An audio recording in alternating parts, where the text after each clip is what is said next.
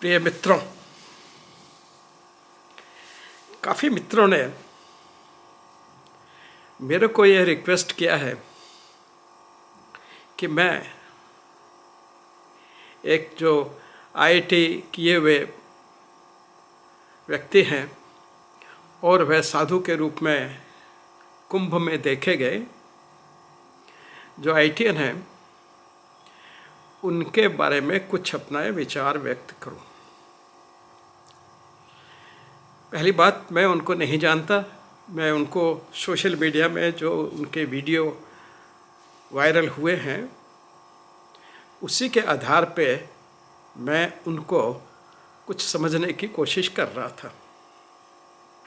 मेरा इंटरेस्ट कोई उन पे व्यक्तिगत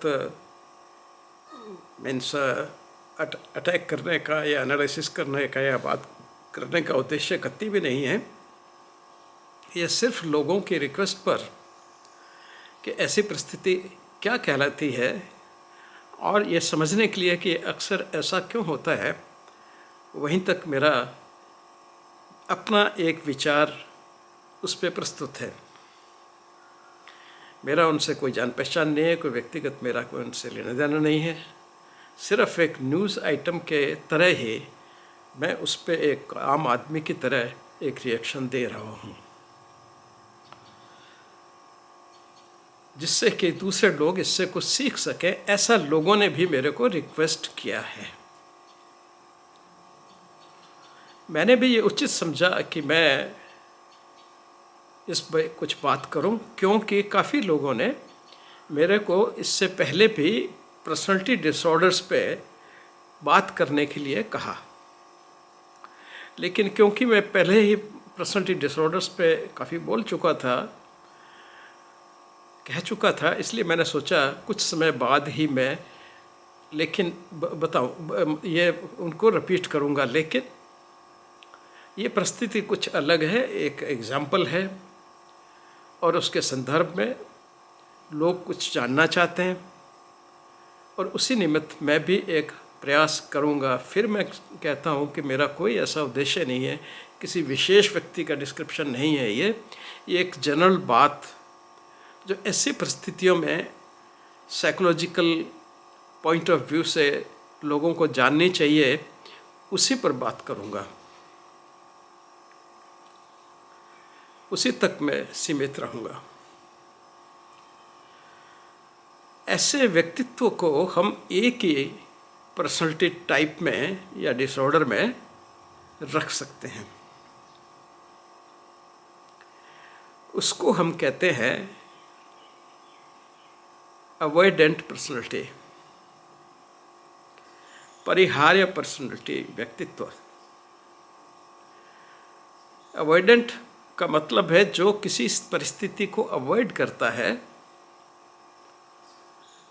जो परिस्थिति से लड़ता नहीं है उसको अवॉइड कर जाता है, उसको छोड़ देता है। जैसे श्री कृष्ण रन में नहीं लड़ पाए तो रन छोड़ के भाग गए, तो उनको रणछोड़ दास कहा गया।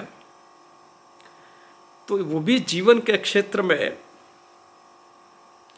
लड़ने के बजाय रन छोड़ के भागने में विश्वास करते हैं, उनको अवॉइडेंट करते हैं। मीन्स वो एक्चुअल सिचुएशन को अवॉइड करते हैं, उसका परिहार्य करते हैं,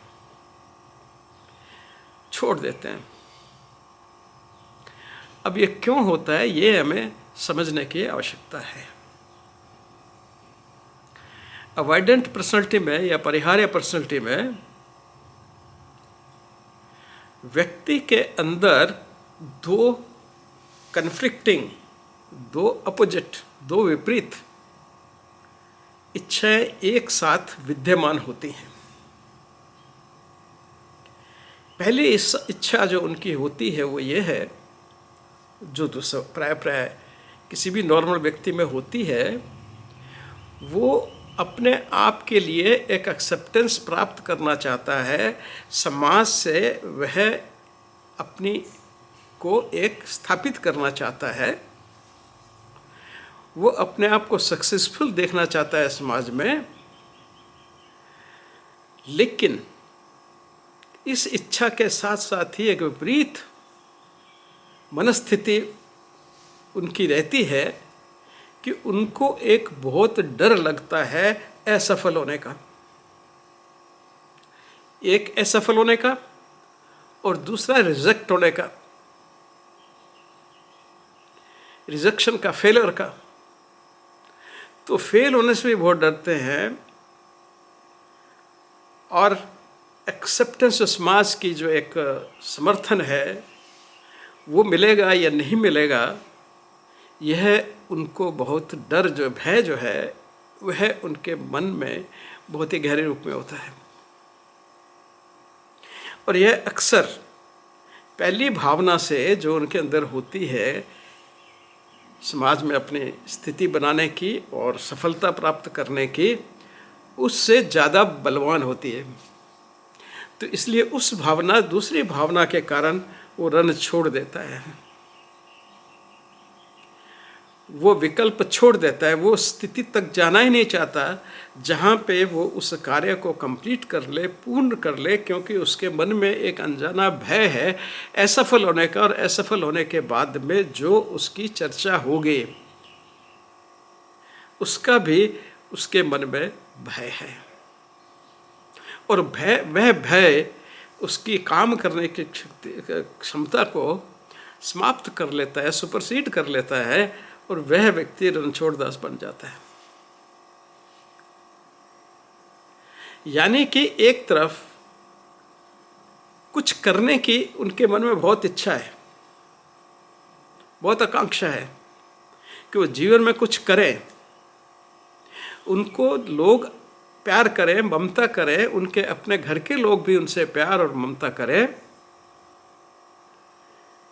उनको एक बहुत अच्छी पत्नी भी चाहिए, उसकी उनकी आकांक्षा भी होती है, वो एक अच्छी फैमिली भी बनाना चाहते हैं, और अपने जितने परिवार के लोग हैं और समाज के जितने लोग हैं उनके साथ में एक अच्छा रिश्ता कायम करना चाहते हैं।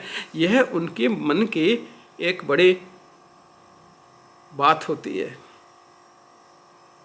रिलेशनशिप भी, क्लोज रिलेशनशिप का भी, या शादी है या पत्नी है, वैसी रिलेशनशिप एस्टेब्लिश करने की भी, शादी वगैरह करने की उनकी काफ़ी इच्छा रहती है। और सक्सेसफुल शादी, सक्सेसफुल रिश्ते और सक्सेसफुल प्रोडक्टिव लाइफ की वो उनके मन में बहुत ज़्यादा इच्छा होती है। लेकिन क्योंकि वो हाइपर अवेयर हैं, हाइपर सेंसिटिव हैं, नेगेटिव पोटेंशियल जो उनके अंदर है, एक भय है, एक असफल होने का भय है, और फिर असफल होने के बाद एक समाज से क्रिटिसिज्म और शर्म जो उनके उसमें आएगी, एक शर्मनाक जो विषय क्रिएट होगा, ऐसा उनके मन की कल्पना है, वह ज़्यादा डोमिनेंट रहती है, ज़्यादा मात्रा में रहती है। तो इसलिए वो उनकी क्रियाशीलता को ढांप लेती है, और इसके कारण वो अपना मैदान छोड़ देते हैं। यानी कि एक तरफ उनकी भावनाएं लाइफ में सक्सीड करने की, प्यार पाने की, ममता पाने की, पैसा कमाने की, सक्सेसफुल होने की, बड़ा बिजनेस या बड़े एक्सपर्ट बनने की, सारी जो एक नॉर्मल प्रक्रियाएं व्यक्ति में होती हैं, वह सब उनमें हैं, और शायद उनकी क्षमता भी है। लेकिन दूसरी ओर जो अंतर मन में एक गहरा छुप कर के एक भाव बैठा है, जो उनके मन में एक भय क्रिएट करता है, उस भय के कारण अक्सर वो रण छोड़ देते हैं। ऐसे व्यक्तियों को हम कहते हैं अवॉइडेंट पर्सनैलिटी डिसऑर्डर्स, परिहार्य व्यक्तित्व। यानी कि सामना न करके वो छोड़ने में विश्वास करता है, और छोड़ने के बाद में उसको बड़ा रिलीफ मिलता है, क्योंकि वो उस सारी प्रक्रिया से बच गया, क्योंकि उसमें काम करना पड़ेगा, सक्सेसफुल होना पड़ेगा। सक्सेसफुल होने के बाद में आपको जो भी उसके उपरांत परिस्थिति है, उस परिस्थिति से आपको लड़ना पड़ेगा। वो सब उसमें क्षमता है, लेकिन उसके मन में ये गहन अंतर मन में ये भाव बैठा है कि फिर क्या होगा। वह उसको इतना डरा देता है कि वह अवॉइड करता है सिचुएशन को। अवॉइड करने के टाइम में बहुत ही वो ऐसा नहीं कि अपने माता पिता या परिवार को प्यार नहीं करता या और रिश्तेदारों को प्यार नहीं करता। वो वस्तुतः एक बहुत अच्छा आदमी है और उसमें उसके अंतर मन में वो सब आकांक्षाएं हैं, वो सब अनुभव प्राप्त करने की, लव, अफेक्शन, ममता, अच्छे परिवार, अपने परिवार से संबंध, भाई बहनों से सबसे अच्छे संबंध, माता पिता से सब अच्छे संबंध, और वो सब की उनमें इच्छा है, आकांक्षा है। लेकिन जैसे मैंने बताया पहले भी, मन में कहीं एक असफल होने का और भय है कि वो उस बात को कर नहीं पाएगा। जैसे कोई भी उसको अगर किसी अपने को क्लास फेलो कुछ भी है, उसके साथ में उसको थोड़ी अच्छा उनका अट्रैक्शन है आपस में। अब अगर वो लड़की उनको प्रपोज भी कर देगी तो इसको ये भय होगा कि ये शादी मेरी सफल होगी कि नहीं होगी। उसको अपने परिवार में और बाकी जगह समाज में सारी एक नेगेटिव जो चीज़ है वो उसके मन के ऊपर छा जाएगी और वो देखेगा कि ये तो मेरी शादी सफल होगी ही नहीं।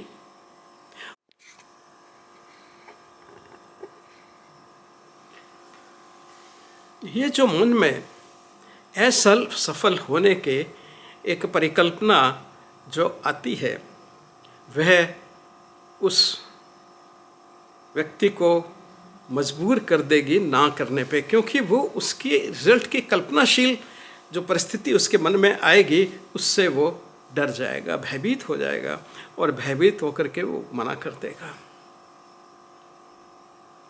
बाद में चाहे वो पछताए या उसको गलत लगे कि मैंने गलत किया, लेकिन उस वक्त उसके सामने उस शादी में एक ऐसा नज़र आएगा कि यह तो मैं चला नहीं पाऊँगा, मैं नहीं चला पाऊँगा। हो सकता है वो सोचे मेरे परिवार के उसके परिवार से तो एक बराबर नहीं है, मेरा घर अच्छा नहीं है या मैं स्वयं अच्छा नहीं हूँ देखने में। चाहे इस तरह के भय उसके मन में, ये शादी सक्सेसफुल नहीं होगी, जबकि उसमें ऐसी कोई बात नहीं है। हो सकता है वो बहुत सुंदर हो स्वयं, हो सकता है वो अट्रैक्टिव व्यक्तित्व हो सकता है बहुत इंटेलिजेंट हो, लेकिन उसके मन में जो असफल होने की भावना है वो बहुत गहन रूप से होती है और वो उसको एक बड़ी एक नेगेटिव पिक्चर दिखाती है इस सिचुएशन के होने की। और उस भय से वो इतना भयभीत हो जाता है कि उस क्षण ना करके वो मुक्ति पाना चाहता है। मतलब भय उसके अंदर इतना रहता है कि उस वक्त वो इनकार करके भाग के वो सोचता है मेरा पीछे छूट गया, मैं फ्री हो गया। बाद में सोचेगा, सोचा वो अलग बात है। तो ऐसे व्यक्तियों को हम कहते हैं अवॉइडेंट पर्सनैलिटी।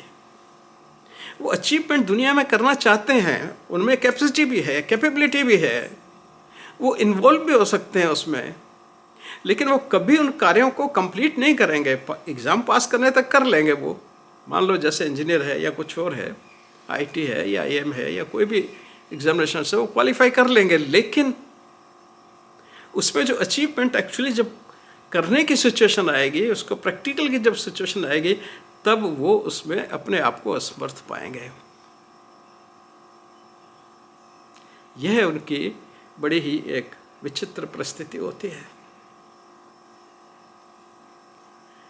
तो इसलिए वो उस वक्त जब भी कभी एक प्रश्न बनता है कि ये करना है कि नहीं करना है, या कोई करियर ही बना रहे हैं या कुछ और है जहाँ पे वो काम हो सकता है ज्वाइन भी कर लें लेकिन करते भी नहीं, लेकिन अंदर से भयभीत होते रहेंगे और उनको लगता है कि कभी ना कभी मैं काम कर रहा हूँ इसमें कैटास्ट्रॉफी होगी, कभी ना कभी तो झंझट पड़ेगा ही, क्योंकि मैं तो गलती करूँगा ही, मेरे से ऐसे असफलता उसमें मिलेगी ही। वो अंदर से इतना भयभीत हो जाता है कि फिर वो छोड़ के भागता है उसको। ऐसे व्यक्तित्व को हम अवॉइडेंट कहते हैं। चाहे घर हो, चाहे समाज हो, चाहे वो स्टडी का फील्ड हो, चाहे वो सर्विसेज का हो, वे लोग ज़्यादा दिन तक उस काम में इन्वॉल्व नहीं रह सकते। क्यों? कि जो उनके अंदर नेगेटिव फीडबैक का जो हाइपर सेंसिटिविटी है, ओवरवेलमिंग फेयर जो है, ओवरवेलमिंग फेयर कहते हैं हम, ज़रूरत से ज़्यादा डर, और ऐसा डर जो बिल्कुल डीप रूटेड उनके अंतर्भाव में समाया हुआ है। तो ये जो रिजेक्शन का डर है वह उनको उस परिस्थिति से भगा देता है। ऐसे लोगों को सोशल एंजाइटी भी बहुत होती है। सोशल एंजाइटी मीन्स जब भी समाज से कहीं एक्ट करने की बात है, भाषण देने की बात है, या कहीं पे ग्रुप में डिस्कशन की बात है, तो वहाँ अक्सर वो शांत रहेंगे। लोग बैठे हैं, बातचीत कर रहे हैं, लेकिन ये ज़्यादा, जबकि हो सकता है वो सबसे ज़्यादा नॉलेजेबल हो या उनको बहुत ज़्यादा मालूम हो, लेकिन वो अपनी बात किसी के भी समक्ष नहीं कहेंगे, क्योंकि उनमें मन में वही भय बैठा हुआ है कि मैं जो बोलूँगा वो तो लोगों को पसंद आएगा ही नहीं, मेरा तो प्रेजेंटेशन ही अच्छा नहीं है, मेरी तो इंग्लिश ही अच्छी नहीं है, या मेरा एक्सप्रेशन अच्छा नहीं है। तो उस भय से वो भाग लेगा सिचुएशन से। इसलिए इस व्यक्ति को अपनी रिलेशनशिप मेंटेन करने में, परिवार में, अपने दोस्तों से, कोई उसका फिर दोस्त बनता ही नहीं, वो खुद ही छोड़ देता है उनको जब, तो फिर कैसे बनाएंगे? तो न उनकी कहीं रिलेशनशिप बन पाती है किसी से डीप, न ही अपने परिवार से भी बहुत ज़्यादा इंटरेक्टिव रहते हैं। ऐसे व्यक्ति अक्सर साधु, सन्यासी या बिल्कुल एकांतवासी बन जाते हैं। वो एकांतवास को पसंद करना शुरू कर देते हैं। इसलिए ऐसे व्यक्तियों को अवॉइडेंट की, ये सिचुएशन को अवॉइड करते हैं, उनको नाम दिया गया। अब ये कोई अनकॉमन चीज़ नहीं है। किसी भी समाज में 1.5% से 2.5 यानी कि 1.5 से 2.5% की पॉपुलेशन जो है वह अवॉइडेंट पर्सनैलिटी से सफ़र करती है, इस परिहार्य पर्सनैलिटी से सफ़र करती है। यानी कि हिंदुस्तान की पॉपुलेशन 160 करोड़, तो उस हिसाब से यहाँ पे कम से कम 3 करोड़ लोग जो हैं वो अवॉइडेंट पर्सनैलिटी से सफ़र कर रहे हैं। ये कोई छोटा नंबर नहीं है, ये कोई छोटा नंबर नहीं है, ये काफ़ी बड़ा है। और यह जो है अवॉइडेंट पर्सनैलिटी औरतों में ज़्यादा होती है। कंपैरिजन करें हम मेल फीमेल का, तो फीमेल में अवॉइडेंट पर्सनैलिटीज़ ज़्यादा होती हैं, क्योंकि उनमें असुरक्षा की भावना ज़्यादा जल्दी पनपने के चांस रहते हैं बजाय मेल के। सो थोड़ा सा जो वुमेन है वो ज़्यादा, उनमें इसकी प्रिविलेंस थोड़ी ज़्यादा होती है। ज़्यादातर जब डायग्नोसिस होती है तो व्यक्ति वयस्क हो चुका होता है, यानी कि बचपन में सिम्टम्स दिख सकते हैं पर अक्सर मास्क हो जाते हैं, क्योंकि पेरेंट्स का इतना सपोर्ट रहता है, पीयर्स का इतना सपोर्ट रहता है बच्चे को, या एडोलसेंट पीरियड में। तो सपोर्ट के कारण कभी कभी ये सिम्टम्स मास्क हो सकते हैं, और अक्सर ये सिम्टम्स प्रोनाउंस होते हैं जाकर के एडल्टहुड में, जब बच्चा जवान हो जाता है, 18 साल से ऊपर हो जाता है तब वो। और ये अक्सर बचपन में भी, यानी एडोलसेंट पीरियड में भी, बचपन में भी और बाद में भी, अक्सर ये देखने में शाई, शर्मीले, बहुत कम बात करने वाले और प्राइवेट लाइफ लीड करने वाले लोग होते हैं। अगर उनको व्यक्तिगत आपको मिलते हैं तो आपको उनको जो करैक्टर नज़र आएंगे वो इस तरह की आएगी।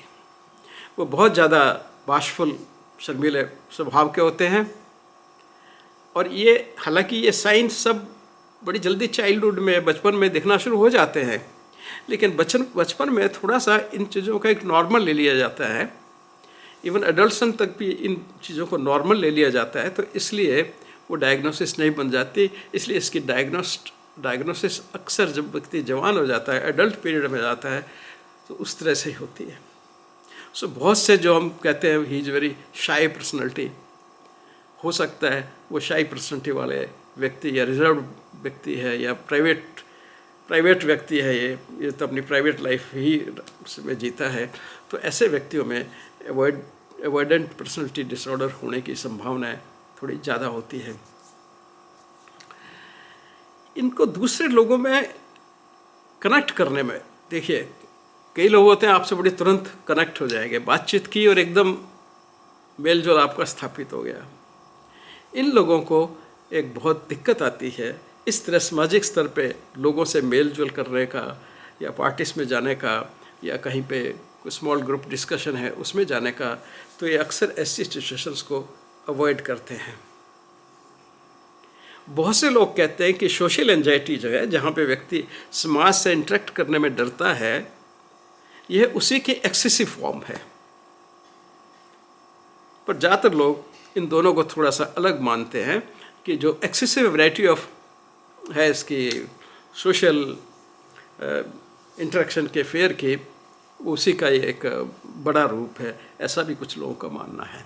यानी कि सोशल एंजाइटी जो है ये उसका एक बड़ा रूप है।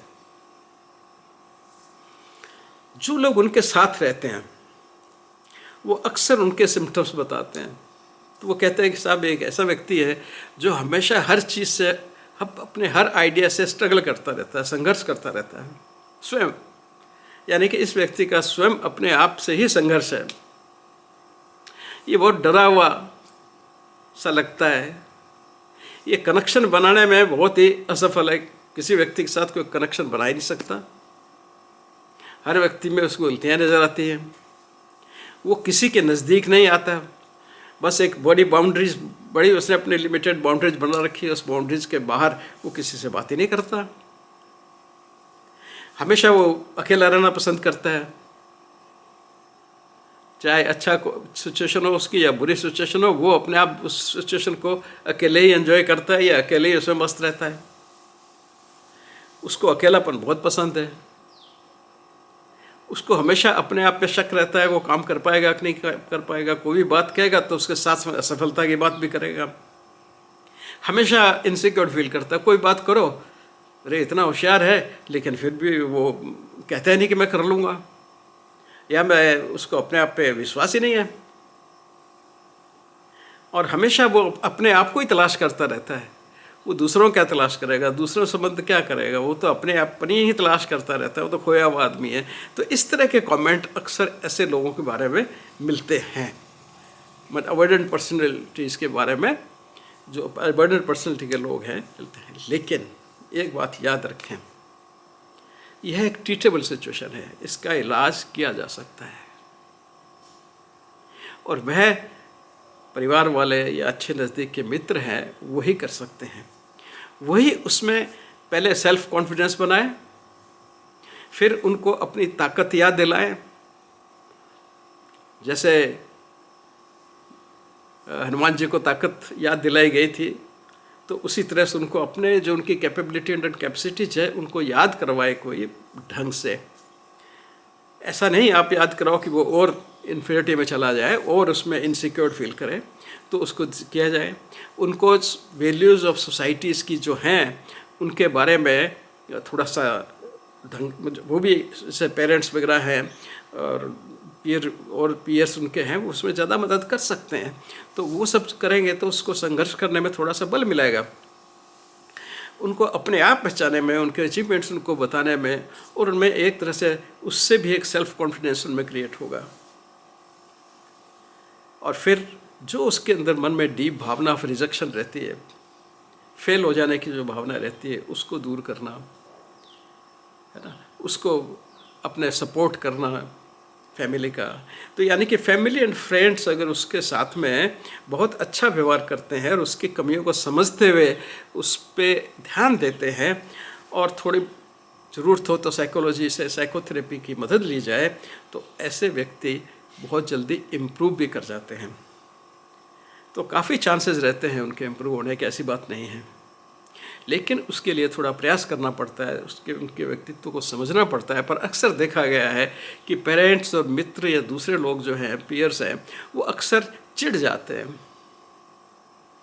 यह बहुत बड़ी समस्या होती है सारे ही पर्सनालिटी डिसऑर्डर्स में, कि उनकी उस चीज़ को लोग टॉलरेट नहीं कर पाते, यानी कि वो उस चीज़ से बहुत जल्दी चिढ़ करके और काउंटर रिएक्शन कर देते हैं, और उस काउंटर रिएक्शन से उसकी जो स्थिति है वह और ख़राब होती जाती है, या एडवर्स कमेंट देना शुरू कर देते हैं, या गलतियां बताना शुरू कर देते हैं, या उनसे झगड़ा शुरू कर देते हैं, तो वह उसकी स्थिति को और ख़राब करता है, क्योंकि ऑलरेडी वो तो अपने मन में कहीं फील कर ही रहा है और वो मेन कॉज है उसका। और उनकी वो शाइनेस, आंखें न मिलाने के बात करने की सारी जो उनकी जो दिखती है, वो उनसे बात करने पे भी आपको बड़ी स्पष्ट हो जाती है कि यह व्यक्ति परिस्थितियों को अवॉइड करता है, वो उनसे संघर्ष नहीं करना चाहता, वो भागना चाहता है। ये रणछोड़ दास है। तो ऐसा है हमारी अवॉइडेंट पर्सनालिटी। मुझे आशा है कि मेरे मित्रों ने जो पूछा है मुझको उत्तर मिल गया होगा। मेरा कोई किसी को ठेस पहुंचाने का कोई उद्देश्य नहीं है। मैंने सिर्फ एक अवॉइडेंट पर्सनालिटी को एक्सप्लेन करने के लिए इस उदाहरण का उपयोग किया है, क्योंकि मीडिया पे अवेलेबल है। तो मैंने कहा चलो इस संदर्भ में लोग पूछ रहे हैं तो मैं उनको बता दूं। धन्यवाद।